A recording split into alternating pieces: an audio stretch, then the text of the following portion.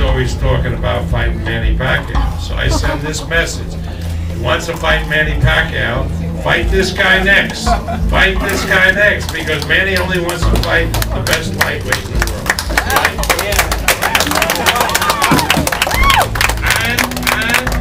José de Jesús López. Exacto. Cuando no queda.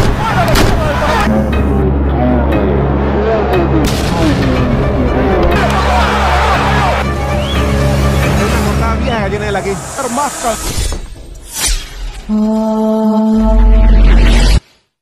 Tuwing napag-uusapan ang mga malulupit na boksingero taong 2000, ay hindi nawawala ang mga pangalang Manny Pacquiao at Edwin Valero na siyang pinapangarap na magharap ng mga boxing fans sa buong mundo. Sa kadahilan ng kapwa may angking lakas ang parehong boksingero, hindi maitatangging na pati ikaw mismo ay pinangarap na makita ang bakbakang ito. Ngunit hindi ito nangyari sa napakaraming dahilan. Isa na sinasabi dyan na iniwasan daw ito ni Manny Pacquiao at mas piniling kalabanin si Sugar Shane Mosley taong 2011 dahil sa nakakatakot na knockout power nitong Edwin Valero. Tubong kalye sa isang syudad ng Merida, Venezuela, at ang uri ng pamumuhay roon ay mababa. Kaakibat ay kaguluhan at iligal na gawain ang nakasanayan para lang mabuhay sa pang-araw-araw. Grupo-grupo ang kompetensya sa kalye-kalye para sa katiting nakita mula sa maruming paraan. Boxing ang naging tulay niya para malihis sa landas ng masama. Kahit bagito pa lang ay mabagsik na talaga at walang awa sa mga kalaban.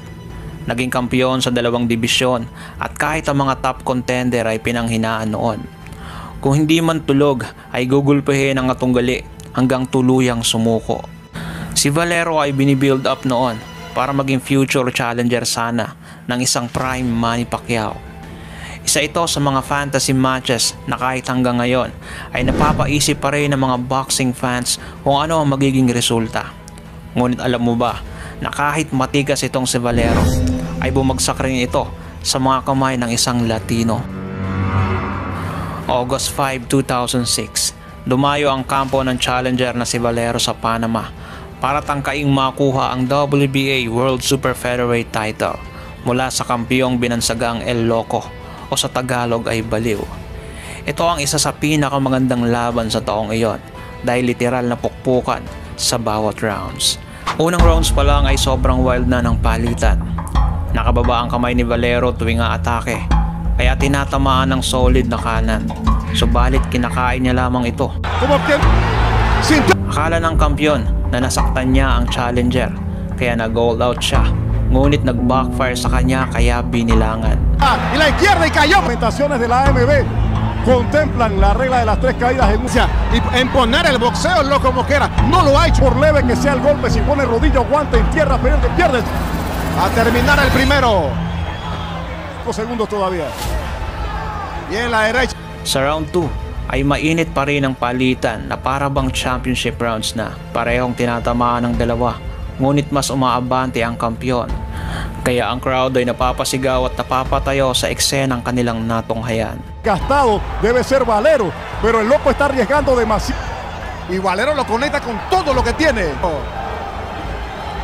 No queda bien abajo y arriba. La derecha. Emoción, señores, contra la caja otra vez, pero Valero pega muy fuerte. No debe iniciar. At dito sa round 3 na ang bukod tanging bagsak ni Valero sa kanyang buong karera. Tuloy pa rin ang paglusob ng kampiyon hanggang kumonekta ang awkward na right overhand sa panga ni Valero. Groggy at napakapit sa lubid habang ang hometown crowd ay naglundagan at nagsigawan. Pero pesa en las manos del venezolano todavía. Esa derecha. La izquierda bien. Round 4 hanggang round 9 ay tuloy pa rin ang aksyon at palitan. Subalit mas malinis sa mga patama ni Valero at makikita naman sa mukha ni Mosquera ang pinsalang tinamo. Naging mas mautak ang challenger dahil ginamit niya ang buong ring habang tuloy pa rin sa pagbitaw ng mga kombinasyon. Pero saca la mano con más fuerza. El quinto asalto, tú a tú con Valero. Mosquera hacia adelante, bien Valero, conectando fuerte al Loco Mosquera. Echa arriba también por el Loco. ¡Qué pelea, señores! Y también TVN, claro que sí. Los golpes de Valero han perdido mucha fuerza, pero sí, mucho cuidado. Responde Valero. Celebra a toda máquina con el mega spin de aniversario a recobrar la confianza en el Loco Mosquera. Mayor preocupación y de confusión en el venezolano y el débil a las cuerdas después de ese empujón. De la mano de Valero. ¡Cuélguelo!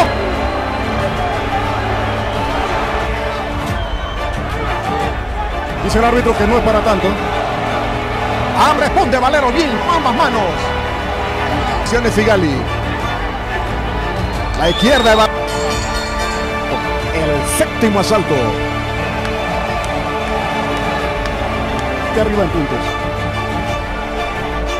Primero Valero una vez, en el tercero. Contra la cuerda Mosquera.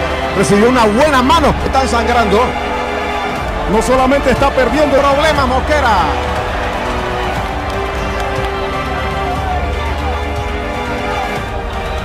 Tratando de poner distancia a Valero ahora. Asalto para Valero. Tu equipo de confianza presenta el octavo asalto. Él tiene el boxeo para hacer la diferencia. Todo arriba. Esa izquierda no se la ha quitado. Los golpes a la zona media son algo de lo que Mosquera sabía olvidar. Pero el médico es panameño. De convenciones Figali. Valero atina a cubrirse más a la región media. Que los dos son valientes. ¡Qué clase de combate! Vive la emoción del boxeo y Crown Casinos y celebra un señalamiento a la esquina de Valero. Parece que el cambio va a cambiar. Tiene que apurar más entonces Mosquera. Ya.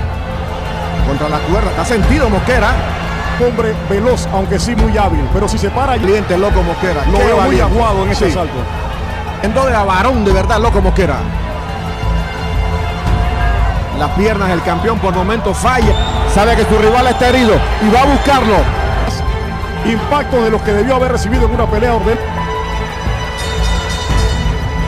At eto na ang round 10, ang hudyat ng katapusan ng paghahari ng kampiyon. Ginawang sausawa ng muka at kitang ito'y magang-maga. Asaltos. Sa kalagitnaan ng atake ni Valero ay makikita ang coach ni Mosquera na gusto nang itigil ang paghihirap ng kanyang boksingero. Está viendo de cerca las acciones Luis Pavón. Más se desgasta el Loco Mosquera, más débil luce. Ngunit inunahan siya ng referee at pumagitna para itigil ang laban. Loco Mosquera. Dito naging unang kampiyon si Valero at dito nagumpisa ang mga bigating oportunidad sa kanyang karera. Edwin Valero de Venezuela. At dahil umabot ka dito, kaunting trivia lang patungkol sa ating bida. Alam mo ba, naka-sparring partner ni De La Hoya itong si Valero sa huling laban niya kontra kay Pacquiao. Ayon sa dating trainer, ay pinauwi raw sila ng kampo ni Golden Boy dahil masyado raw malakas. Isa si Valero sa pinagpipilian dati para makalaban ni Pacquiao bago niya labanan si Shane Mosley.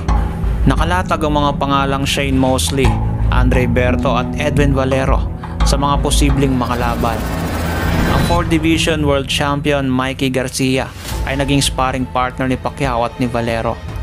Dito ay binunyag niya na iba raw talaga ang lakas ng Venezuelan at kung sakaling naganap ang Pacquiao versus Valero ay tiyak solid fight ito.